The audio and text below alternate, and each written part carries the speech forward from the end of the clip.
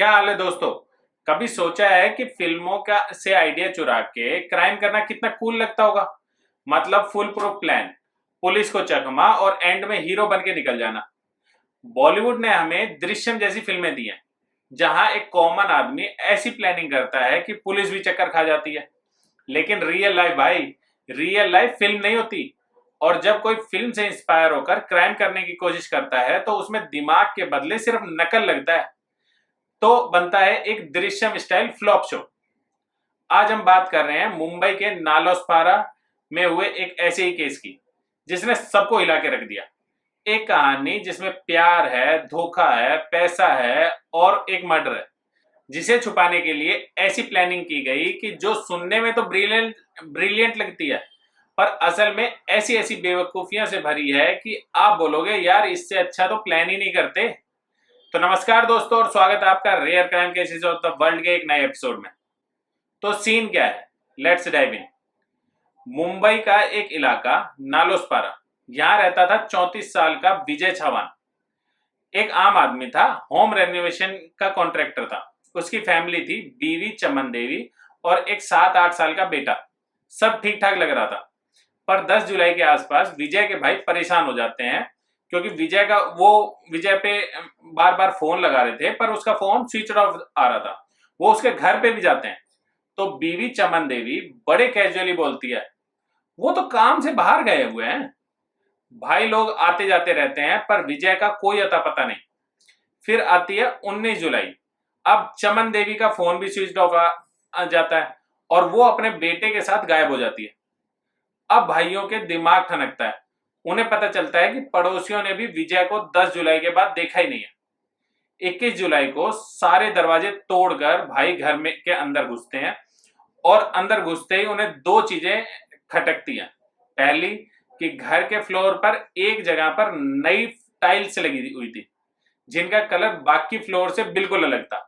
सोचो, अचानक से घर में एक अजीब सा पैच और दूसरी एक अजीब सी बदबू, एक foul smell of decomposing body. उनका शक यकीन में बदल जाता है। पुलिस को बुलाया जाता है और जब वो नई टाइल्स उखाड़ी जाती हैं तो नीचे से निकलती है एक काले प्लास्टिक बैग में लिपटी हुई लाश, विजय चमन की लाश। तो आखिर हुआ क्या था उस बंद दरवाजे के पीछे?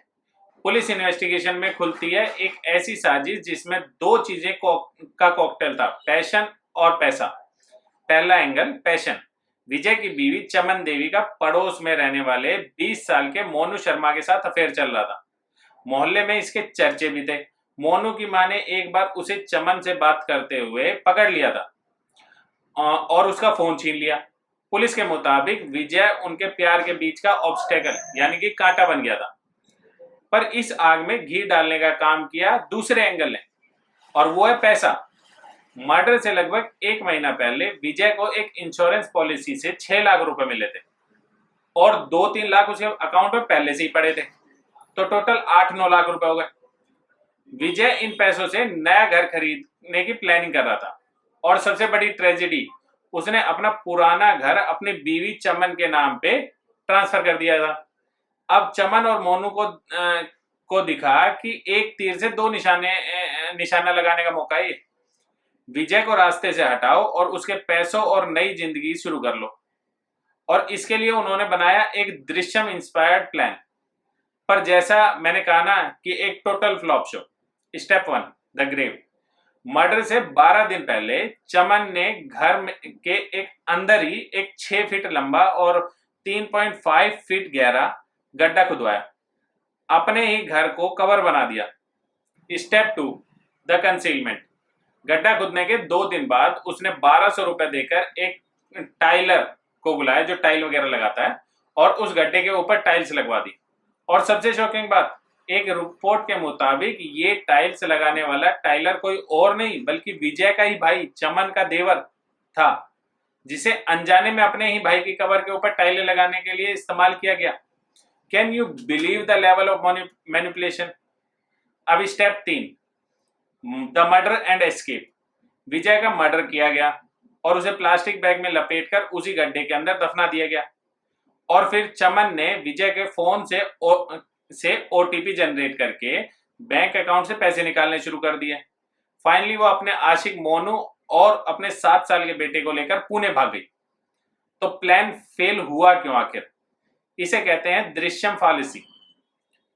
फिल्म में अजय देवगन ने बॉडी को एक अंडर कंस्ट्रक्शन पुलिस स्टेशन के नीचे दफनाया था, एक ऐसी जगह जहां कोई शक ना करे। इन्होंने क्या किया, अपने ही घर में अलग रंग की टाइल्स लगवा दी। भाई ऐसी गलती तो कोई बच्चा भी ना करे।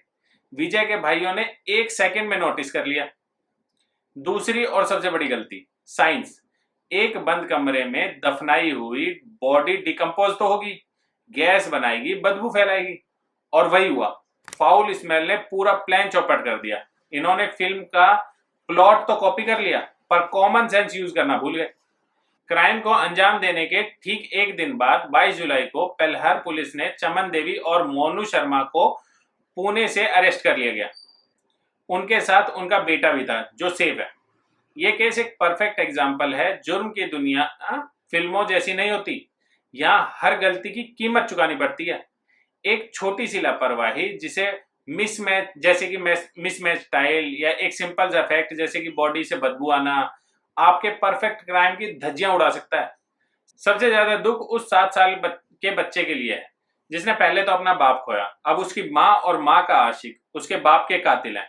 उसकी तो पूरी दुनिया ही उलट पुलट हो गई। आपको क्या लगता है इस केस के बारे में?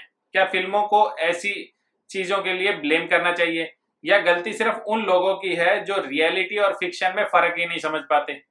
मुझे कमेंट्स में जरूर बताना। अगर ये वीडियो पसंद आई हो तो लाइक करें, शेयर करें और चैनल को सब्सक्राइब करना ना भूलें। मिलते हैं अगले केस में।